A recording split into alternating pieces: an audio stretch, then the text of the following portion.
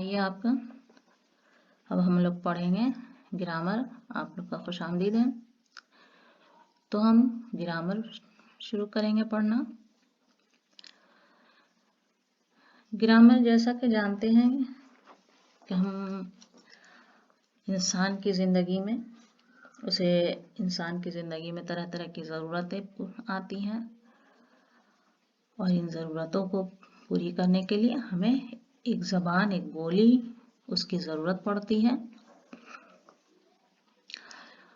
तो हमारी बुनियादी जो ज़रूरत हो गई सबसे पहले वो ज़बान है। सबसे पहले ये ज़बान आएगी क्योंकि इंसान वो समाज में रहने वाला जानदार है, तो उसे ज़िंदगी को रफ्तार देने के लिए मुसलसल और मुस्तकिल तौर पर क्या होता है, दूसरे लोगों से राब्ता कायम करना होता है और इस ज़रूरत की तकमील के लिए उसे मुख्तलिफ बहुत सारे काम करने पड़ते हैं और ये काम करने के लिए अपने ख्यालात, एहसासात उसे दूसरों तक जाहिर करनी पड़ती है या शेयर करना पड़ता है, तो उसे ही ज़बान कहते हैं। तो चले हम पढ़ना शुरू करते हैं। ज़बान, बोली, रस्मुल ख़त और क़वाइद। यहाँ हमें अपनी ज़िंदगी को नया रंग देने या ज़िंदगी में आने वाले ज़रूरात को पूरी करने के लिए लगातार दूसरे लोगों से राब्ता कायम करना होता है। अपनी ज़रूरियात को पूरी करने के लिए जब हम दूसरों से राब्ता या ताल्लुक़ बनाते हैं तो उस वक्त हमें एक ज़बान यानी लैंग्वेज की ज़रूरत होती है और इसके ज़रिए हम तबादला ख्याल करते हैं। जैसा कि मैंने आपको बताया कि इंसान अपनी मुख्तलिफ ज़रूरतों की तकमील के लिए अपने ख़यालात को ज़ाहिर करने के लिए जो आवाज़ निकालता है वो मानीदार आवाज़, जिससे वो अपनी बात दूसरों तक पहुंचाता है और दूसरों की बातें सुनता है, उसे ही ज़बान कहते हैं। तो इसको हम मुख्तसर तौर पर ये कहेंगे कि इंसान जब अपने ख़यालात, एहसासात या महसूसात को जिस चीज़ के ज़रिए ज़ाहिर करता है वो ज़बान है। हम अपने ख़यालात या एहसासात या महसूसात इसे किस चीज़ के ज़रिए हम ज़ाहिर करते हैं? ज़बान के ज़रिए, एक लैंग्वेज के ज़रिए। बोलकर हम अपनी बात दूसरों को समझाते हैं या सुनकर दूसरों की बात हम समझते हैं। तो इंसान के मुंह से जो मानीदार आवाज़ निकलती है वही ज़बान की शक्ल इख्तियार करती है। हम उसे दो तरह से ज़ाहिर करते हैं, लिखकर या बोलकर। इस बुनियाद पर ज़बान को दो हिस्सों में तकसीम किया गया है। इंसान के मुंह से कई तरह तरह की आवाज़ें निकलती हैं, कुछ मानीदार होती है और बेमानी भी होती हैं, लेकिन मानीदार आवाज़ जो निकलती है उसे ही ज़बान की शक्ल दी जाती है। हम अपनी बातों को दूसरों तक बोलकर भी समझाते हैं और कुछ बातें हम लिखकर भी समझाते हैं।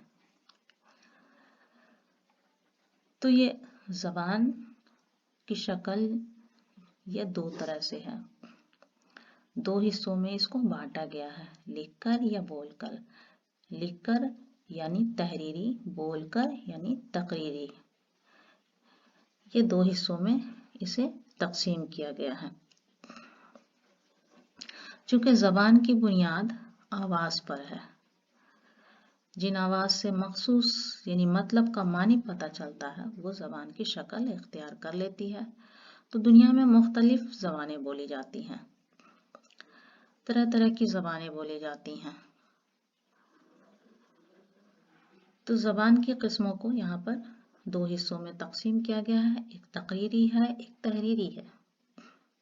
तकरीरी,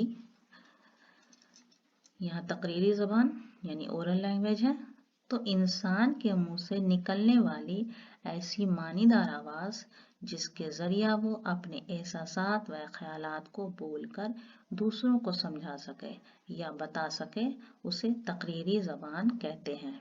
انسان نے سب سے پہلے تقریری زبان سیکھا، جیسے کسی لیڈر کا تقریر کرنا، استاد کا بچوں کو پڑھانا۔ تقریری زبان کیا ہوتا ہے؟ جسے ہم بول کر سمجھاتے ہیں۔ جیسے مان لیجیے مثال کے طور پر میں ابھی آپ کو بول کر سمجھاتی ہوں، میری آواز نکل رہی ہے، معنی دار آواز ہے، تو ایسی آواز منہ سے جو معنی، جس کا کوئی معنی ظاہر ہو، اور اس سے آواز اس لفظ کے ذریعہ، معنی دار لفظوں کے ذریعہ اپنے خیالات اور احساسات کو دوسروں تک سمجھا سکے، اورل لینگویج جسے کہتے ہیں، تو اسے ہم تقریری زبان کہتے ہیں۔ مان لیجیے کسی جگہ کوئی لیڈر تقریر کر رہے ہیں تو وہ عوام تک اپنی بات بول کر سمجھا رہے ہیں، تو یہ تقریری زبان ہوئی۔ یا استاد کلاس میں بچوں کو پڑھا رہے ہیں، سمجھا رہے ہیں، تو یہ استاد کا بچوں کو پڑھانا کیا ہوا؟ تقریری زبان ہوئی۔ دوسرا ہے تحریری زبان۔ تحریری زبان جو لکھ کر ظاہر کیا جاتا ہے۔ جب انسان اپنے خیالات و احساسات کو لکھ کر ظاہر کرتا ہے تو وہ زبان کی تحریری شکل ہے۔ جیسا کہ بتایا میں نے کہ زبان کو دو حصوں میں تقسیم کیا گیا ہے، ایک تقریری زبان، دوسرا تحریری زبان۔ تحریری زبان کہتے ہیں ریٹن لینگویج، یعنی لکھ کر اسے سمجھایا جاتا ہے۔ ہم اپنے دلی کیفیات یا پھر جو خیالات ہوئے تو اسے ہم لکھ کر ہم نے بتایا، تو لکھنے کے لیے ہمیں یہاں جب ہم تحریری زبان کا استعمال کرتے ہیں تو کچھ ملفوظی نشانات استعمال کرتے ہیں، کچھ حروف کا استعمال ہوتا ہے، حروف کے ذریعہ لفظ بنتے ہیں، تو ہم اس کے ذریعہ، ہم جملوں کے ذریعہ اپنی زبان، اپنی باتوں کو سمجھا سکتے ہیں۔ تو ہماری زندگی میں دونوں شکلوں کی بہت اہمیت ہے، تقریری کی بھی اور تحریری کی بھی۔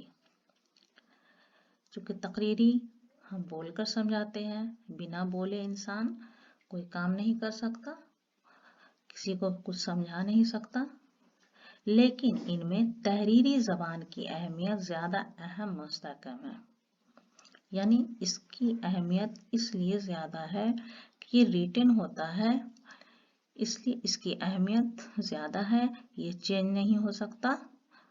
لیکن جو اگر ہم بول کر کچھ کسی کو ہم نے بول کر کچھ سمجھایا، یا پھر مان لیجیے کسی کو میں نے کچھ چیزیں دی اور اس سے ہم نے کہا کہ یہ کچھ دنوں کے لیے، یا کسی نے قرض لیا ہم سے اور کہا کہ میں نے یہ 1 سال کے لیے یا 1 مہینے کے لیے لیا، آپ کو واپس کر دو، ٹھیک ہے؟ اور اگر وہ اپنی زبان سے پھر گیا، وہاں پر ہمارا کوئی ریٹن پروف نہیں ہوا، تو اس وقت ہمیں تحریری شکل کی اہمیت سمجھ میں آ جاتی ہے۔ تو یہ تقریری زبان، اس کے کوئی پروف نہیں ہوتا، اور تحریری زبان اس کا پروف ہوتا ہے، ثبوت ہوتا ہے، اس لیے اس کی شکل کی اہمیت زیادہ ہے۔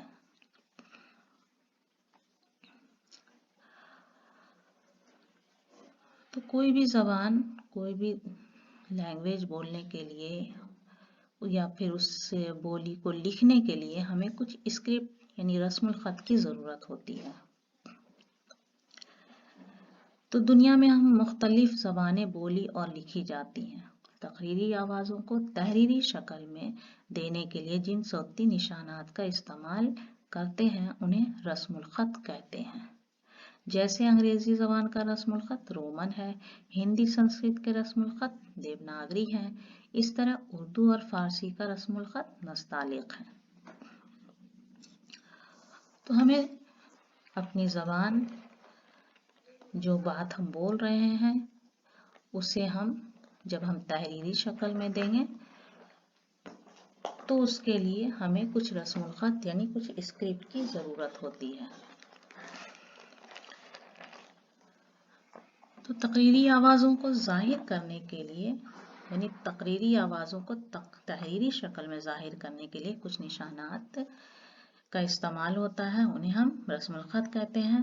تو دنیا میں مختلف زبانوں کو لکھنے کے لیے الگ الگ زبان ہے، تو سب کے لکھنے کے الگ الگ رواج ہیں، الگ الگ رسم الخط ہیں۔ کچھ کو بائیں سے دائیں طرف لکھا جاتا ہے، کچھ کو دائیں سے بائیں طرف لکھا جاتا ہے۔ تو یہ ہے رسم الخط۔ تو سب کو لکھنے کے الگ طریقے ہیں۔ جیسے انگریزی ہم لکھتے ہیں تو انگریزی لکھنے کے طریقے ہیں، ہم بائیں سے شروع کرتے ہیں اور دائیں کی طرف جاتے ہیں۔ اور اگر اردو، فارسی یا عربی لکھتے ہیں تو وہ دائیں سے شروع کرتے ہیں اور بائیں کی طرف جاتے ہیں، ٹھیک ہے۔ تو انگریزی زبان کا رسم الخط کیا ہے؟ اسکرپٹ کیا ہے؟ رومن ہے۔ ہندی سنسکرت کے رسم الخط ہے دیوناگری، اور اردو فارسی کا رسم الخط اسے کہا گیا نستعلیق۔ تو یہ تھے رسم الخط۔ اب ہے بولی۔ بولی اسے کہتے ہیں جب بولی کسی زبان کی شکل کو کہتے ہیں جو کسی مخصوص علاقے میں مروج ہو۔ زبان کی علاقائی شکل کو بولی کہتے ہیں، اور علاقائی شکل کی بولی صرف تقریری لیکن کچھ بولی ترقی کر کے اس میں ادب بھی لکھا جانے لگتا ہے، اور یہ ادبی روپ اختیار کرنے لگتی ہے۔ بولی یعنی عام طور سے بولی کسی زبان کی اس شکل کو کہتے ہیں جو کسی مخصوص علاقے یا خطے میں مروج ہو جائے، وہاں اس کا رائج ہو جاتا ہے۔ چونکہ زبان کا دائرہ بہت وسیع ہوتا ہے، لیکن بولی کسی خاص ایک علاقے تک ہی محدود رہتی ہے، یعنی زبان کی کسی بھی علاقائی شکل کے کسی علاقے میں وہاں کی ایک بولی مشہور ہو جاتی ہے، تو کسی بھی علاقائی شکل کی بولی جو ہوتی ہے وہ تقریری ہو جاتی ہے، لیکن کچھ بولی کسی ایک جگہ کی یا کسی کچھ جگہوں کی بولی ترقی کر جاتی ہے، ترقی کر کے وہ اس میں ادب بھی لکھا جانے لگتا ہے۔ کچھ بولیاں ترقی کر جاتی ہیں اور اس میں ادب بھی لکھا جاتا ہے، تو یہ ادبی روپ اختیار کرنے لگتی ہے۔ تو یہ تھے ہم نے گرامر کے سب سے پہلے شروعاتی حصہ کیا ہے؟ زبان ہے۔ زبان جو ہمارے منہ سے معنی دار آواز نکلے، اس کے ذریعہ ہم اپنے باتوں کو دوسروں تک پہنچاتے ہیں، سمجھاتے ہیں، اپنے خیالات کو، احساسات کو، ٹھیک ہے۔ مان لیجئے ہمارے منہ سے آواز نکلی، اس کے کوئی بھی معنی ہو رہا ہے، ٹھیک ہے۔ جب ہم اس میں سی الگ ورڈ حرف ہو گیا، جب ہم ان دونوں کو ملا دیں گے آس، تو ایک لفظ بن گیا۔ تو دونوں الگ الگ بے معنی حروف تھے، ان کو جب ملا کر ایک لفظ بن گیا تو وہ معنی دار ہو گئے۔ تو ہمارے منہ سے جو معنی دار آواز نکلتے ہیں اور جس سے ہم بول کر دوسروں تک اپنی بات سمجھاتے ہیں یا دوسروں کی باتیں ہم سمجھتے ہیں، اسے ہی زبان کہتے ہیں۔ تو آپ نے آج سیکھا زبان، رسم الخط یعنی اسکرپٹ اور بولی کے بارے میں۔ تو آپ اسے اچھی طرح سمجھیں، کیونکہ گرامر کی ابتدا کرنی ہے تو پہلے اسے سمجھنا ضروری ہے۔ اچھی طرح سمجھیں، اسے اچھی طرح بار بار پڑھیں۔ کسی بھی ویڈیو کو آپ ایسا نہیں کہ ایک بار بس دیکھ لیں اور اسے بس سوچیں کہ میرا کام ہو گیا، ایسا نہیں ہے۔ اسے سمجھیں، گرامر کو اچھی طرح سمجھنا ضروری ہے، ٹھیک ہے۔ اور آپ اپنی اس کے لیے گرامر کی ایک کاپی بنا لیں، اسے اچھی طرح نوٹ کریں۔ انشاءاللہ آپ کو اس سے مدد ملے گی، اور اگلی ویڈیو میں آپ سے ہماری پھر ملاقات ہوگی۔ تب تک کے لیے اللہ حافظ۔